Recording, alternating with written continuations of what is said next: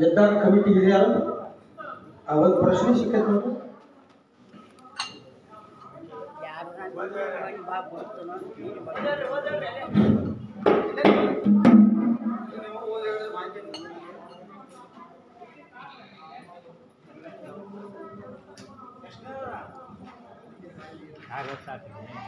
ಎಷ್ಟು ಮಂದಿ ಬಂದಿರಿ ನೋಡಕ್ಕ ನನ್ನ ಒಬ್ಬಕ್ಕೆ ಬಂದಿರ ನಿನ್ನ ಬಾಣಿಗೆ ನಾನ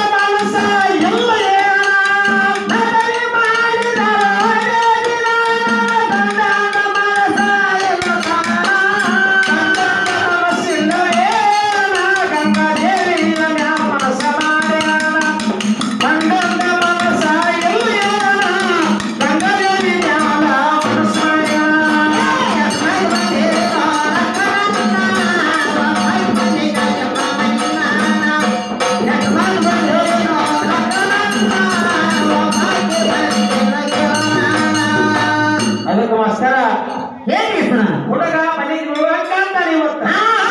ಹೌದಲ್ಲ? ಹುಡುಗ ಮನೆಗೆ ನೋಡುವಂಗ ಕಾಣ್ತಾನೋ? ಹೌದಲ್ಲ? ಹೌದಿಪ್ಪ. ಏನೇನೋ ಕಲ್ಪದ ವಿಷಯ ಹೇಳ್ಯಾರ ಮಾಸ್ತರ.